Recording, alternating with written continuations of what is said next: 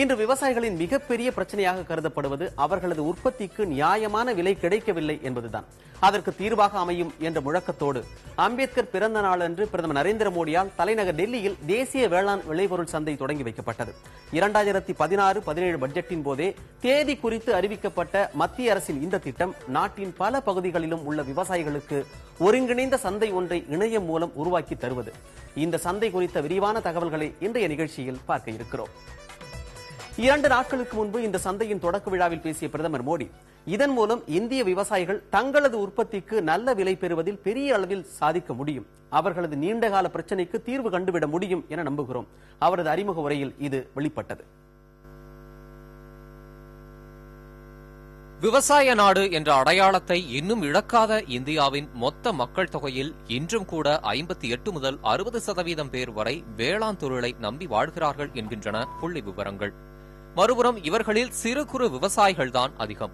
அதனால் நவீன பாசன வசதி பெறுவதற்கு செலவிடவோ அரசிடம் கேட்டு பெறவோ வாய்ப்பில்லாமல் பருவமழையை மட்டுமே நம்பி விவசாயம் செய்து வருகின்றனர். கடந்த 2 ஆண்டுகளில் நடந்தது போல பருவமழை தவறினால் இவர்களது பாடு திண்டாட்டம்தான். இத்தனை சவால்களையும் தாண்டி உற்பத்தி செய்யும் விவசாய விளைபொருட்களுக்கு கட்டுப்படியாகும் விலை கிடைப்பது பெரும்பாலும் அரிதாக இருக்கிறது. சில்லறை விற்பனையில் வெங்காயம், தக்காளி போன்றவற்றை கிலோ 100 ரூபாய்க்கு வாங்கும் அவலம் ஏற்பட்டதை கண்ட நாம், வேறு சில நேரங்களில் விளைந்த தக்காளியை பறித்து சந்தைக்கு அனுப்பும் செலவும் கிட்டவில்லை என மாடுகளை விட்டு மேய்க்கும் விவசாயிகளையும் பார்க்கிறோம்.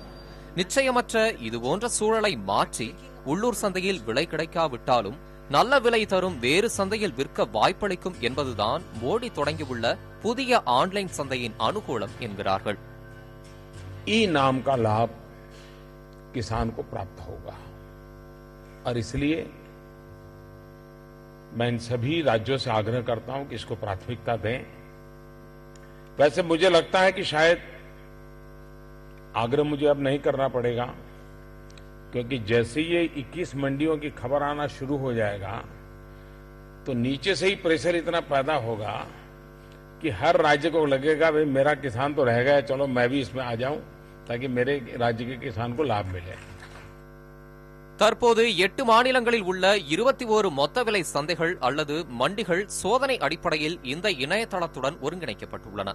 இதில் கிடைக்கும் அனுபவத்தின் அடிப்படையில் வரும் செப்டம்பர் மாதத்திற்குள் 200 சந்தைகளையும் 2018ஆம் ஆண்டு மார்ச் மாதத்திற்குள் நாடு முழுவதும் உள்ள 585 சந்தைகளையும் இணைப்பது மத்திய அரசின் திட்டம். இதனால் ஓரிடத்தில் நியாயமான விலை கிட்டவில்லை என்றாலும் வேறு எங்கே நல்ல விலை கிடைக்கிறது என்பதை அறிந்து அந்த வாய்ப்பை விவசாயிகள் பயன்படுத்திக் கொள்ள முடியும் என்ற எதிர்பார்ப்பு உருவாகியுள்ளது. அந்த வகையில் தற்போதுள்ள நிலையை மாற்றி விவசாயத்துறையில் ஒரு திருப்புமுனையை ஏற்படுத்த முடியும் என பிரதமர் மோடி நம்புகிறார். बहुत तेज गति से ई नाम पर लोग आएंगे, ट्रांसपेरेंसी आएगी.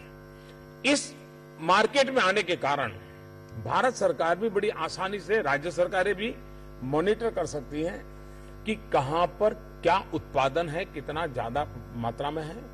इससे ये भी पता चलेगा ट्रांसपोर्टेशन सिस्टम कैसी होनी चाहिए, गोडाउन का उपयोग कैसे होना चाहिए, इस गोडाउन में माल शिफ्ट कर रहा है कि उस गोडाउन में, यानी हर चीज एक पोर्टल के माध्यम से हम वैज्ञानिक तरीके से कर सकते हैं. தற்போது இந்த சந்தை மூலம் வெங்காயம், உருளைக்கிழங்கு, ஆப்பிள், கோதுமை, பருத்தி, பருப்பு வகைகள் உள்ளிட்ட 12 வகையான விவசாய விளைபொருட்களுக்கு விற்பனை வாய்ப்புகள் ஏற்படுத்தப்பட்டுள்ளன. எனினும் கல்வியறிவு அதிகம் இல்லாத இந்திய விவசாயிகள் இணையதளம் என்ற தொழில்நுட்பம் மூலம் தங்களுக்குள்ள வியாபார வாய்ப்புகளை எப்படி பயன்படுத்தப் போகிறார்கள் என்பது சுவாரஸ்யமான முயற்சி. இதில் வெற்றி கிடைத்தால் மோடி திட்டமிடும் விவசாய வருவாயை இரட்டிப்பாக்கும் முயற்சியின் மீதும் நம்பிக்கை வைக்கலாம். புதிய தலைமுறைக்காக சந்திரன்.